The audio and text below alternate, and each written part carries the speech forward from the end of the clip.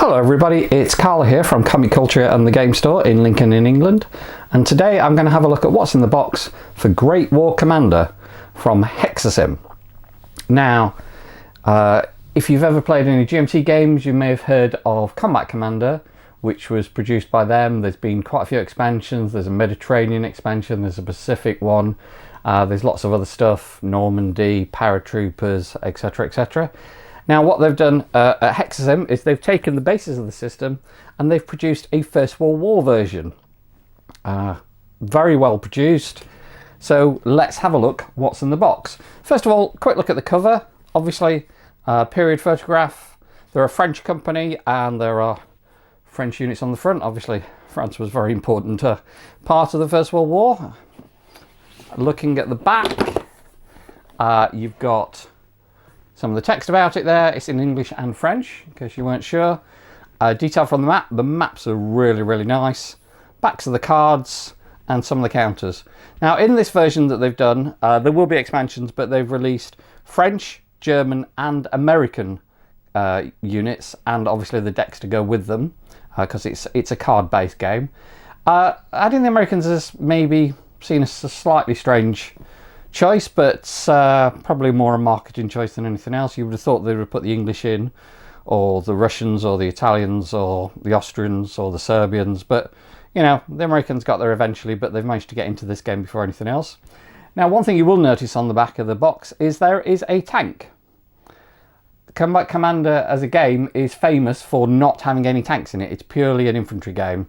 But funnily enough, First World War, where there weren't that many tanks, Great War Commander has tanks in it.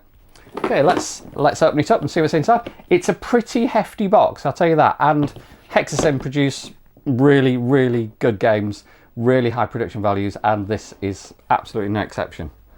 First of all, on top we've got the 3 decks. Okay, I've left them sealed at the moment so I don't get them mixed up.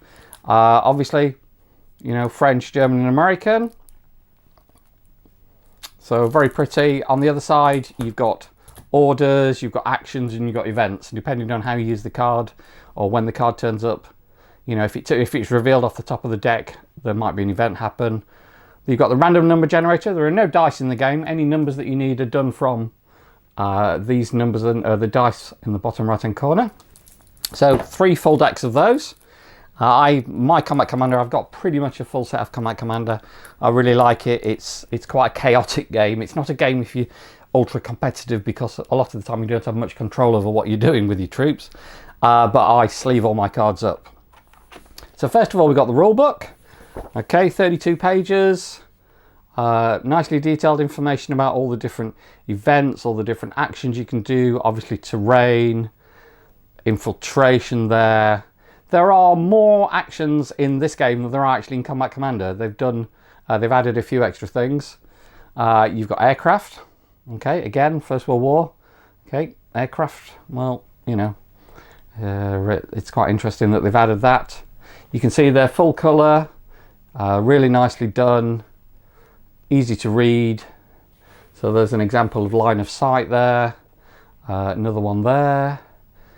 Rules about initiative. I mean, the basic rule of Combat Commander and Great War Commander is you take it in turns to play cards, and those cards allow you to move your troops, shoot with your troops, fire artillery, etc, etc. You can supplement those cards with actions. So each card has got, as you saw, each card has an order on it. So that might be move and that might be fire. It's got an action. You can play other cards with your orders to supplement them.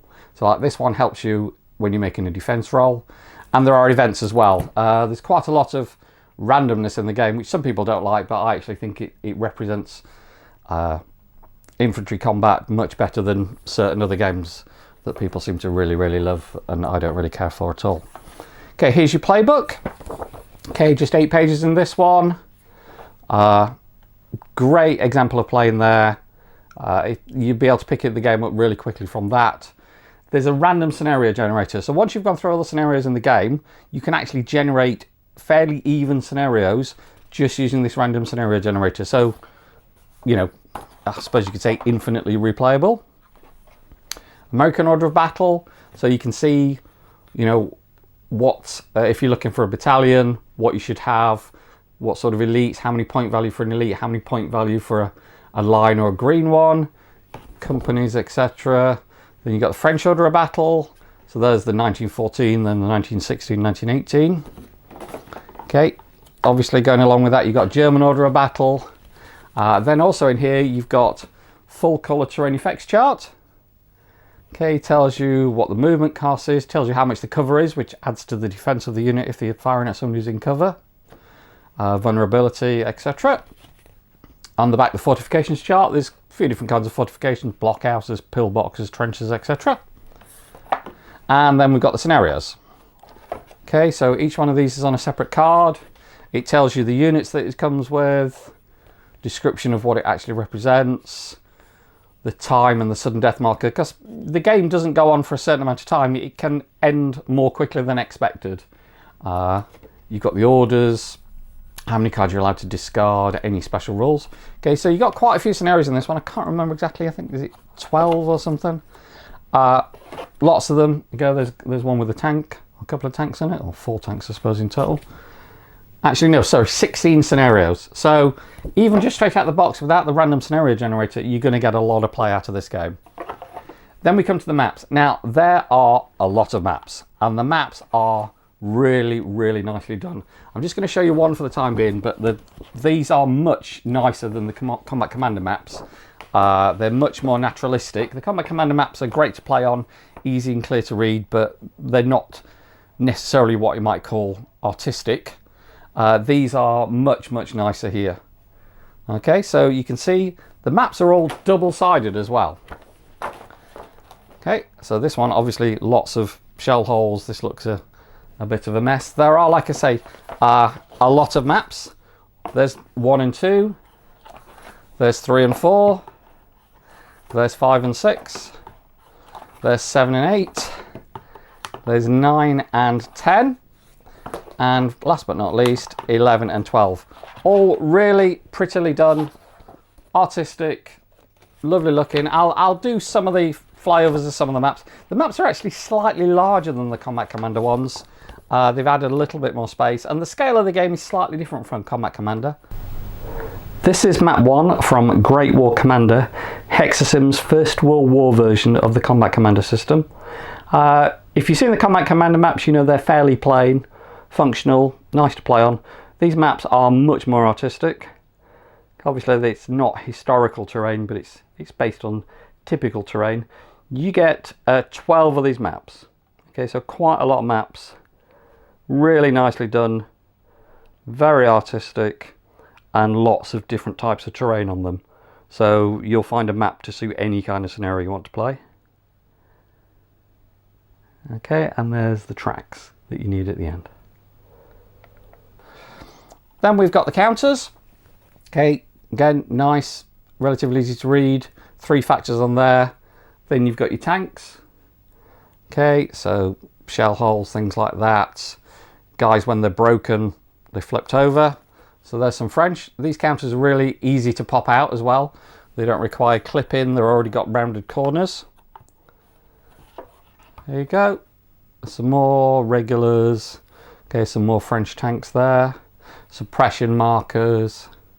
Okay, again, really nicely done. Quite a few counters. And here we got, finally got the Germans.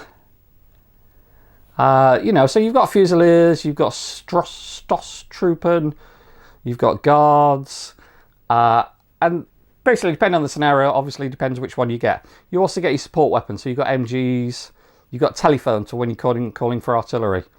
You've got Flammenwerfer, so flamethrowers, okay, so you can set stuff on fire.